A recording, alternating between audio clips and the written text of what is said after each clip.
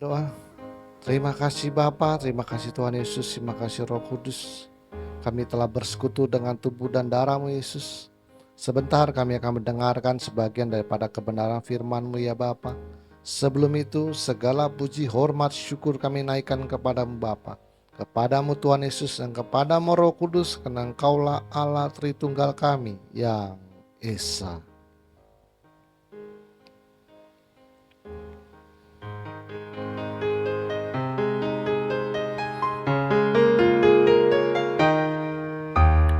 Hormat bagi Allah Bapa, hormat bagi anaknya, hormat bagi Roh penghibur ketiganya yang Esa. Haleluya, haleluya, ketiganya yang Esa. Haleluya, haleluya, ketiganya yang Esa. Ketiganya yang Esa, ketiganya yang Esa.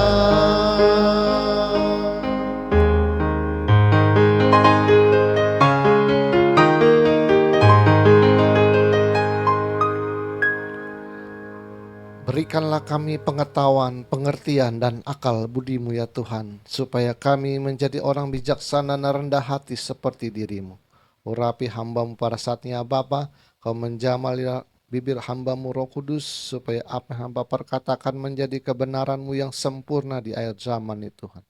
Sembunyikan hamba-Mu di balik salib-Mu, biarlah Engkau semakin besar dan hamba-Mu semakin kecil. Persiapan hati kami, bagian tanah yang subur di dalam hati kami, supaya firman-Mu yang membentuk logos tulisan mati menjadi rhema dalam kehidupan kami. Terima kasih Bapa, terima kasih Tuhan Yesus, terima kasih Roh Kudus. Di dalam nama Tuhan Yesus kami telah berdoa dan mengucap syukur. Haleluya, kita yang percaya katakan amin. Mari kita ucap salam kita, 1, 2, 3. Salutam en Christo en dunameon energemata. Salam dalam Kristus dalam kuasa mukjizatnya. Amin. Silakan duduk. Shalom semuanya. Ini hanya cerita tentang Ishak dan Ismail ya, menjadi perdebatan dua agama. Nanti kalau ada yang lewat saya bahas nanti yang ada yang lewat apa gitu. Contohnya kayak ada orang Kristen ini punya prinsip pemikiran ada namanya bohong putih loh. Karena kasusnya kan Abraham tuh. Abraham, tahu kan? Yang bilang ini saudaraku. Jadi banyak nanti sambil lewat saya cerita sambil lewat nanti ada yang perlu saya bahas. Sambil lewat nanti ya ada kasus apa saya bahas gitu. Jadi ini cerita seperti biasa, tapi kalau nanti ada kasus apa saya bahas nanti stop minggu depan lagi gitu. Oke. Ishak dan Ismail adalah dua anak Abraham yang sering menjadi bahan perdebatan dua keyakinan. Hari ini kita akan membahasnya dengan cermat dan menyelidiki apa kata Alkitab. Kita akan membahasnya secara Alkitab seperti yang tertulis. Sekarang juga lagi ribut tau nggak apa. Kitabnya LAI itu sedang digugat. Katanya ada 5.000 lebih kesalahan di dalam Alkitab LAI. Jadi LAI kan ngambil dari bahasa Ibrani. Bahasa Ibrani yang digugat itu adalah bahasa Yunaninya yang digugat. Itu salah karena dia bilang salah ngambil naskah kunonya. 5.700 berapa tuh saya lupa. Tuh lagi rame di Facebook. Saya dalam hati saya orang pada ribut hal-hal yang tidak berguna. Gimana orang itu harusnya lebih fokus kepada bagaimana membenahi diri daripada ngurusin gitu. LAI itu sudah ada. Ya paling salah-salah dikit terjemahan kita akan perbaiki nanti. Saya juga sering perbaiki, oh ILT gini, terjemahan gini, Yunani gini. Perbaiki dikit-dikit lah. Tapi pada prinsipnya kita punya satu pedoman. Kalau mau roba lapir 5.000 ayat itu kalang kabut nanti. Enggak. Oke, perhatikan kita urutan ceritanya. Bapaknya Abraham namanya Tera. Tera itu mempunyai 3 orang anak. Nama satu Abraham, yang punya istri namanya Sarah. Terus yang kedua namanya Nahor, yang mempunyai istri bernama Milka. Haran itu mempunyai anak bernama Lot. Jadi Lot itu anaknya Haran. Jadi saudara dari Abraham, pamannya berarti kan. Lot keponakan makanya. Ia adalah keponakan Abraham yang ikut dalam perjalanannya. Kejadian 11:24. Setelah Nahor hidup 29 tahun, ia memperanakan Tera. Nahor masih hidup 119 tahun setelah ia memperanakan Tera, dan ia memperanakan anak-anak laki-laki dan perempuan. Setelah Tera hidup 70 tahun, ia memperanakan Abraham, Nahor, dan Haran. Dan 3 anaknya laki. Inilah keturunan Tera. Tera memperanakan Abraham, Nahor, dan Haran. Dan Haran memperanakan Lot. Ketika Tera ayahnya masih hidup, matilah Haran di negeri kelahirannya di Ur Kasdim. Jadi bapaknya Abraham masih hidup, Harannya sudah mati. Dia mati muda. Jadi dia mati dulu, bapaknya belum mati. Abraham dan Nahor kedua-duanya kawin. Nah, tinggal Abraham dan Nahor. Haran udah mati. Abraham dan Nahor kedua-duanya kawin. Nama istri Abraham ialah Sarai dan nama istri Nahor ialah Milka. Anak Haran, ayah Milka dan Siska. Nahor kawin sama Milka. Tahu nggak tahu siapa tuh Milka? Nah, ayo. Siapa Milka? Milka itu anaknya Haran. Jadi paman kawin dengan ponakan. Kan bapaknya meninggal, si Haran. Punya anak 3. Milka, Siska, dan Lot. Nah si Milka yang sulung ini dikawinin sama si Nahor. Jadi paman sama ponakan. Oke. Abraham mempunyai istri bernama Sarai, satu bapak lain ibu. Pengakuan Abraham kepada Abimelek. Jadi ini diambil dari cerita waktu dia berbohong sama Abimelek. Abraham mempunyai istri bernama Sarai, satu bapak lain ibu. Bapaknya sama, tapi ibunya lain. Jadi dia sama Abraham punya istri bernama Sarah. Jadi dia sama si Sarah ini sebenarnya masih saudara tiri dia. Cuma dia bilang satu bapak lain ibu ya. Jadi si Sarah di ibunya lain, nah, tapi bapaknya satu. Jadi ini sebenarnya saudara apa ini? Bapaknya sama, ibunya lain. Terus anaknya kawin nih. Deket bener ya? Satu darah sebenarnya ya. Ya itu. Masih dekat sekali dia. Oke. Tera plus istri pertama. Tera plus istri pertama lahir Abraham. Terus Tera plus istri kedua namanya Sarai. Benar? Kan bapaknya satu. Oke. Tera sama istri pertama namanya Abraham. Tera kawin lagi sama istri kedua namanya Sarai. Itu kan satu bapak lain emak. Oke. Terus Nahor mempunyai istri bernama Milka, anaknya Haran. Sekarang paman lawan ponakan. Kacau, dunia ini kacau. Tapi sorry, nggak direkam.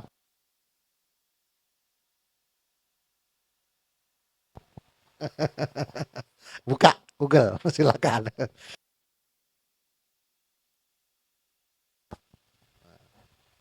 Bentar saja, jadi saya nggak rekam. Ini bahaya, sensitif ya. Jadi saya matikan sebentar, saya ngomong. Oke. Nanti buka aja Google. Haran punya anak loh, Milka, Siska, dan Lot. Yang sulung Nahor sebagai paman menikahi ponakannya si Milka. Tuh. Gak tahu apa nggak ada perempuan lain zaman itu, saya nggak ngerti juga. Ceritanya kan cerita aja. Oke. Haran mempunyai anak bernama Milka, Siska, dan Lot. Dan Lot ia adalah keponakan Abraham yang ikut dalam perjalanannya. Nahor plus Milka lahir anak laki namanya Betuel. Nahor lawan ponakan lahir namanya Betuel. Lalu si Betuel ini menikah, ya, lalu punya anak si Ribkah.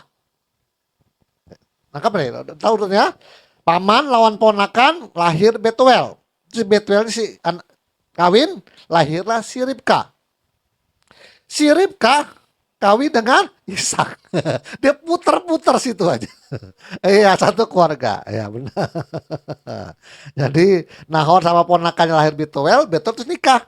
Punya anak si Ribkah.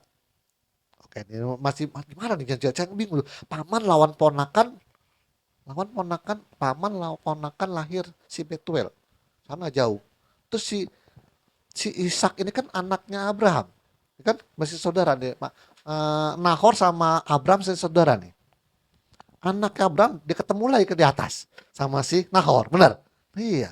Putar-putar, iya benar, putar-putar benar. Nahor kan benar, Nahor kan sama Milka kasih si Betuel, si Betuel nunggu nih.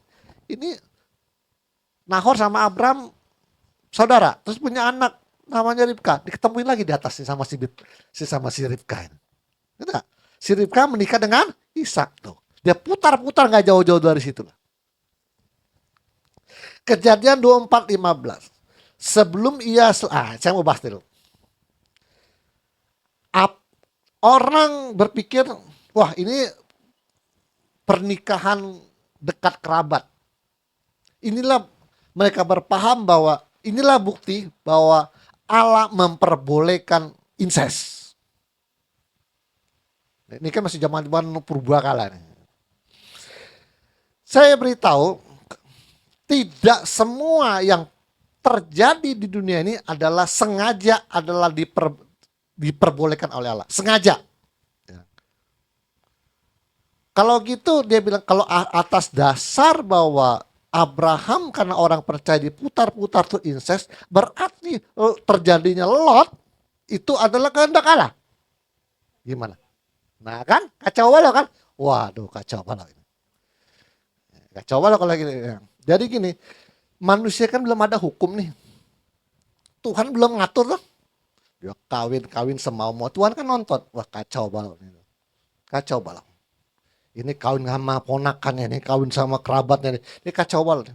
Bukan kehendak Allah itu. Tidak semua yang boleh terjadi itu dengan, saya mau bedakan antara kehendak Allah dengan sengaja, dengan diizinkan. Diizinkan juga kehendak Allah loh. Tapi kan bukan sengaja Tuhan, dari Tuhan.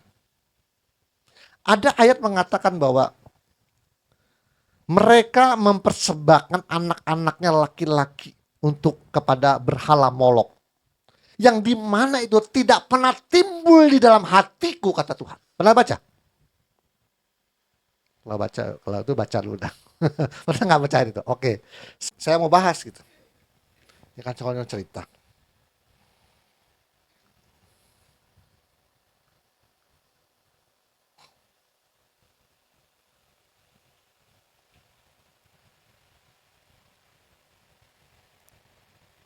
Oke, kita baca Yeremia 7:31. Santai aja kita. Saya sambil lewat, nanti ada hal-hal yang itu saya bahas gitu. Lewat ada sesuatu saya bahas. Oke. Yeremia 7:31. Silakan baca. Siapa aja?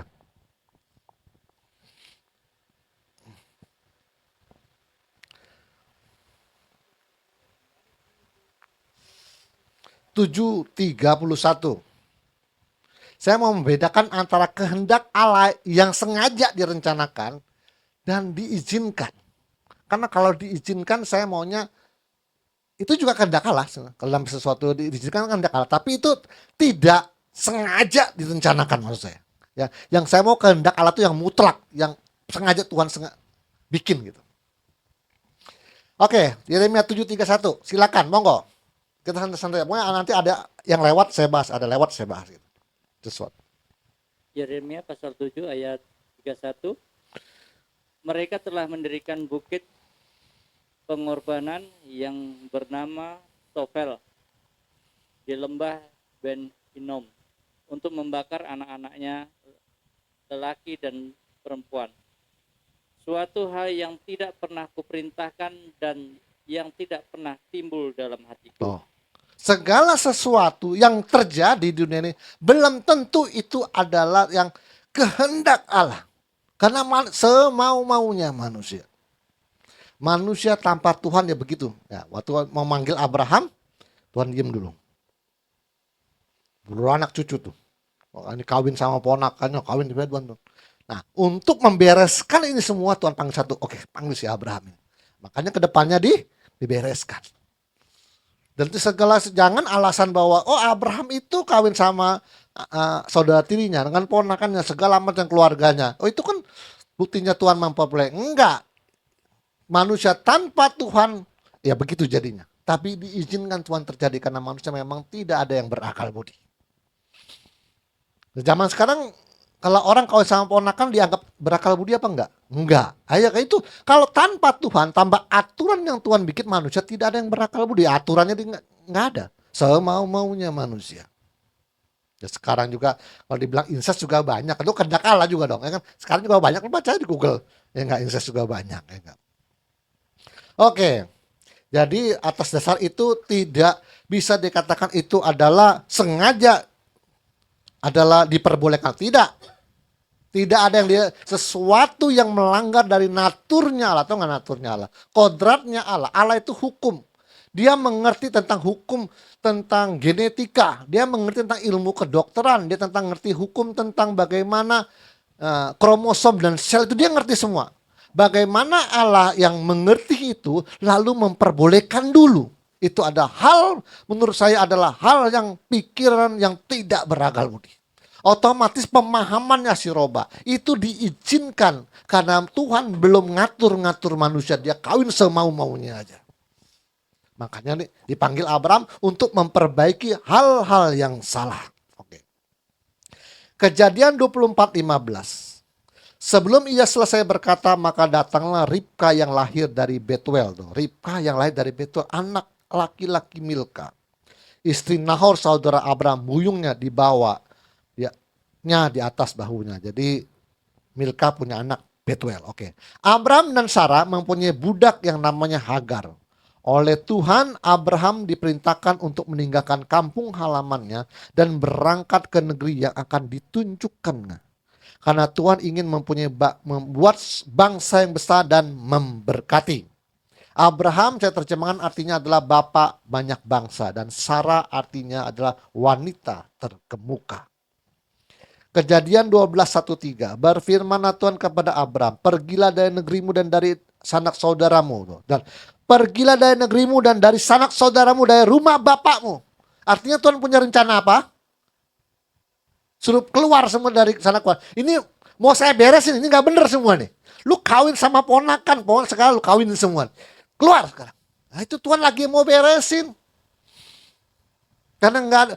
Zaman belum itu Tuhan belum ngajar, tapi Tuhan pelan-pelan ini nggak beres nih, bisa rusak nanti kalau diberes keluar. Nah, itu tujuan Tuhan tuh seperti itu. Itu baru namanya orang manusia yang sangat berakal budi kalau pemahamannya seperti itu. Keluar.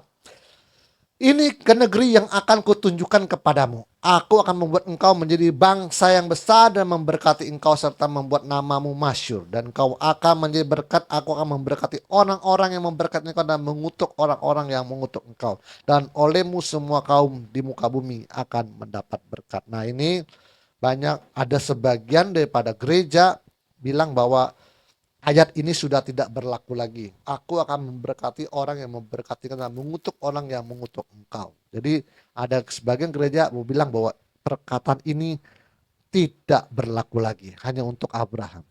Saya berkata bahwa firman itu kekal untuk selama-lamanya. Jadi kalau Tuhan bilang aku akan memberkati engkau. Nah, sampai sekarang ternyata Israel dikeroyok berapa negara? Tidak bisa. Bangsa-bangsa yang tidak, saya bukannya main politik ya, tapi setiap bangsa-bangsa yang memusuhi Israel, ekonominya ambruk. Dalam keadaan kejepit. Nanti ada aja perubahan apa-apa yang membuat negara itu kalang kabut. Jadi kita harus percaya bahwa perkataannya adalah kekal untuk selama-lamanya. Karena nanti nyambungnya kemana? Ke Daud. Karena kepada Daud Tuhan berjanji bahwa dari keturunan Daud inilah akan kudirikan kerajaan untuk selama-lamanya. Tapi janji itu tidak terrealisasi karena banyak dosa di dalam Daud. Yang dia berzina dengan Seba, Salomo juga jatuh dalam penyembahan berhala. Jadi kerajaan sampai pecah, benar pecah. Tapi menurut Anda janji Tuhan yang kepada Daud itu bisa dibatalkan enggak? Enggak. Walaupun ini kocar kacir nanti dibenahi lagi. Akhirnya timbul yang namanya Yesus anak Daud. Itu sedang diperbaiki. Kembali kepada janji Daud bahwa kerajaanku akan berasal dari Daud untuk selama-lamanya. Yesus itulah. Nggak bisa dibatalkan karena firmannya kekal. Walau manusia boleh, kegagalan manusia, kocar kacirnya manusia tidak bisa membatalkan perjanjian apa yang difirmankan oleh Tuhan. Kecuali Tuhan sendiri yang membatalkannya. Nah, perkataan ini tidak pernah dibatalkan oleh Tuhan. Jadi tetap apapun yang terjadi bahwa kerajaan Tuhan itu akan berasal dari Daud dan kekal untuk selama-lamanya. Waktu Abraham berangkat dari negerinya berumur 75 tahun. Kejadian 12:4. Lalu pergilah Abraham seperti yang difirmankan Tuhan kepada dan Lot pun ikut bersama-sama dengan dia. Abraham berumur 75 tahun ketika ia berangkat dari Haran. Di dalam perjalanannya sampailah Abraham di tanah Kanaan. Di sana Tuhan berjanji bahwa tanah Kanaan akan diberikan kepada keturunannya. Tetapi pada waktu itu kelaparan melanda negeri Kanaan. Udah sampai belum di tanah perjanjian Abraham untuk ayat ini? Kejadian 12:5.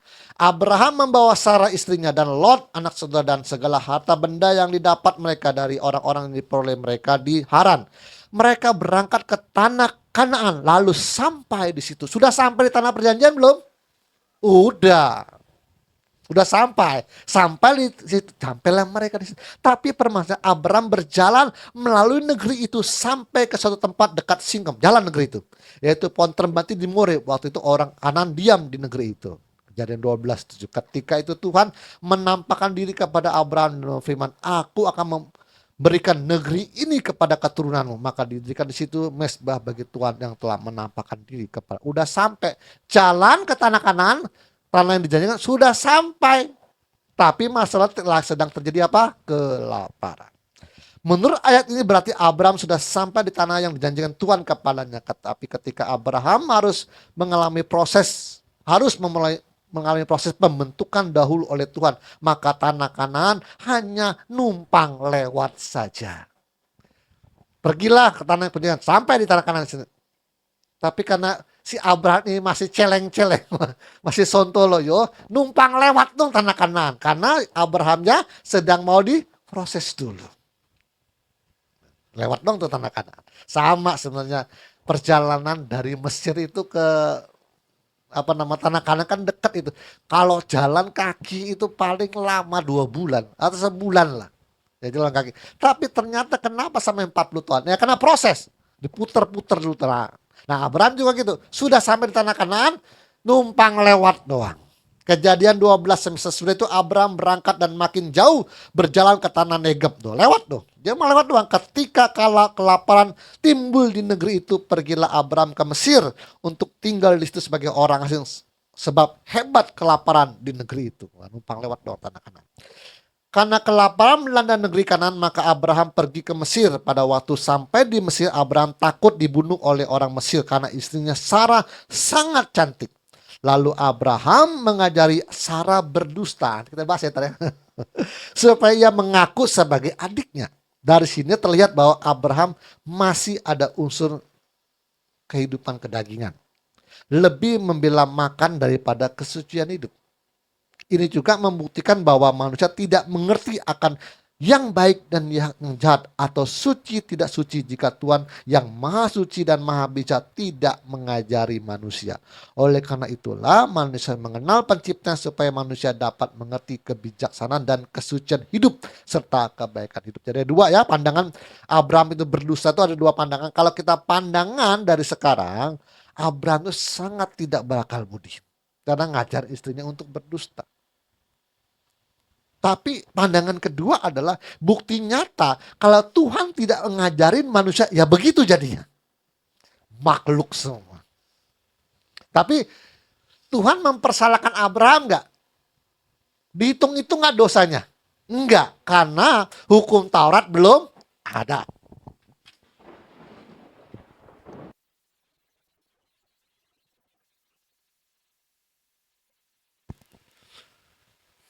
Setrum. Karena petir, oke. Beberapa orang ada yang berbohong. Ada 3 yang kita temukan. Ini kita ketemu lagi nih. Pertama, Abraham berdusta, bohong. Yang kedua adalah Rahab, sang pelacur. Yang ketiga adalah bidan-bidan Mesir. Nah, ini orang bilang di dalam Kristen yang yang tidak berakal budi ini, ya, dia mengatakan ada namanya bohong yang putih. Waduh. Ini artinya bohong yang putih katanya. Mana ada bohong yang putih sih? Bohong tetap bohong. Alkitab berkata dosa memang sudah ada. Tetapi dosa tidak diperhitungkan kalau hukum Taurat belum ada. Itu tetap, artinya bohongnya tetap bohong nggak? Iya. Cuma Tuhan nggak hitung-hitungan dulu. Kalau hitung-hitungan dulu nanti ini pembentukan Abraham bisa gagal ini kan, karena udah belum apa-apa udah hitung-hitungan dulu. Nah, Tuhan nggak hitung-hitungan.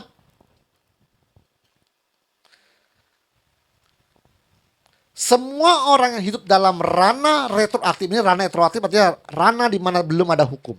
Tidak ada penghukuman yang kekal, yang ada adalah penghukuman badani. Ingat, semua orang yang hidup dalam ranah retroaktif tidak ada penghukuman kekal, yang ada adalah penghukuman badani. Dalam hal ini, Abraham, Rahab sang pelacur dan bidan-bidan Mesir dihukum secara badani. Dalam hal apa? Abraham, Rahab sang pelacur dan bidan-bidan yang di Mesir yang nolong itu orang Israel juga, ya, yang nolong orang-orang Israel itu. Ketiga orang ini dihukum secara badani, tapi tidak penghukuman kekal. Dalam hal apa dihukum badani? Mati. Sakit dan kematian itu badani. Oke. 1 Petrus 4:6. Itulah sebabnya maka Injil telah diberitakan juga kepada orang-orang mati, supaya mereka sama seperti semua manusia tuh. Semua manusia dihakimi secara badani, tetapi oleh Roh dapat hidup menurut kehendak Allah. Namanya berbuat dosa tetap dihukum badannya, sakit dan mati. Nguter kemana-mana ujung-ujungnya ya visi ATM juga nih ujung-ujungnya. Ini muter ya. Tapi emang kalau kita pelajar, cuma orang kan yang belum kebuka. Tapi kalau orang kebuka, Anda mau cerita apapun Adam dan Hawa sampai Wahyu itu ujung-ujungnya visinya ATM. Karena memang tujuannya itu baiklah kita menciptakan manusia serupa segambar dengan kita. Bang itu cuma orang kan ribut dengan doktrin teologi inilah itulah. Yang fokus utamanya nggak dibahas, ya kan? Orang cuma cerita tentang berkat, tentang luar biasanya Tuhan. Katanya kalau tidak berteriak tentang penghukuman kekal, tentang masuk neraka, maka orang tidak akan bertobat. Menurut saya, walaupun tiga-tiganya dibicarakan, kalau pribadi kita tidak menjadi contoh teladan, bubar tiga-tiga. Cerita tentang berkat, oke. Yesus dahsyat dengan mujizat, oke. Memberitakan tentang penghukuman kekal, oi orang berdosa, bertobat. Walaupun Anda teriak tiga-tiganya. Kalau kepribadianmu tidak seperti Yesus, tetap segitu-segitu aja udah jumlahnya. Nggak tertarik orang. Orang bijaksana itu bukan hanya bisa mendisiplinkan orang lain, tapi dia juga harus bisa mendisiplinkan diri sendiri. Itu dia. Loh orang, diri kamu aja nggak disiplin, mau disiplinkan orang lain. Kamu aja masih seuzon tuh nggak, orang yang seuzon tuh tidak disiplin, pikirannya nggak tertib ya. Semua ditertipin antara pertimbangan hatinya, pikirannya, ucapannya, perbuatannya, langkah kakinya, dan waktunya itu harus tertib sesuai dengan maunya Tuhan. Bukan sesontolo ya sama maunya kita. Kacau itu ya. Enggak. Oke. Kejadian 12, 10, 13. Sudah berapa menit? 3 menit saya tutup. Belum? Oke, satunya ya. Kejadian 12, 10, 13.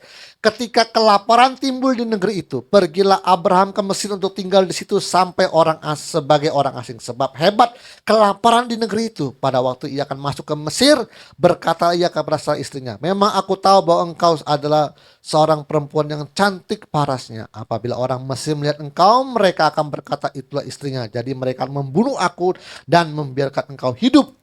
Berkatakanlah bahwa engkau adikku, supaya aku diperlakukan mereka dengan baik, dan engkau dan aku dibiarkan hidup oleh sebab engkau. Jadi kamu jangan ngaku istri saya, kamu tuh cantik.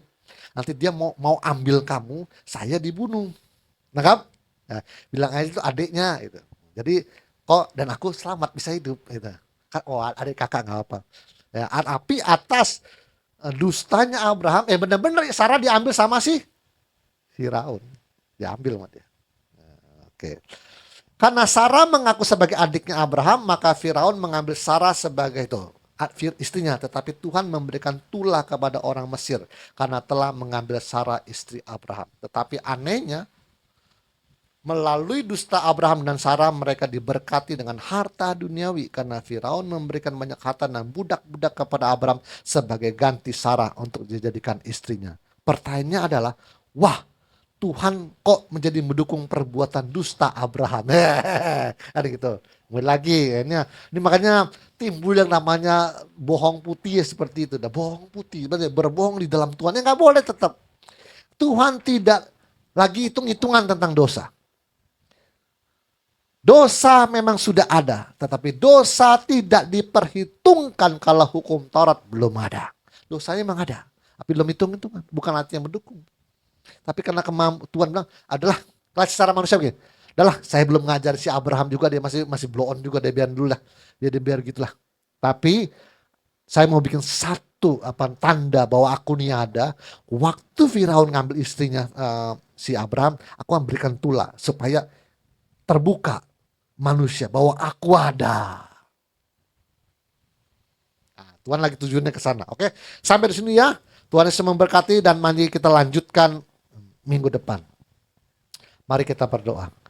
Terima kasih Bapa, terima kasih Tuhan Yesus, terima kasih Roh Kudus. Kami telah selesai untuk hari ini Tuhan, dan kumpulkan kami minggu depan Tuhan untuk waktu yang sama Tuhan, dan tubuh yang sehat Tuhan, supaya terbuka banyak hal tentang kebenaran-Mu, tentang apa yang akan kami bicarakan Tuhan. Terima kasih Bapa, terima kasih Tuhan Yesus, terima kasih Roh Kudus. Di dalam nama Tuhan Yesus kami telah berdoa dan mengucap syukur. Haleluya, kita yang percaya katakan amin. Tuhan Yesus memberkati.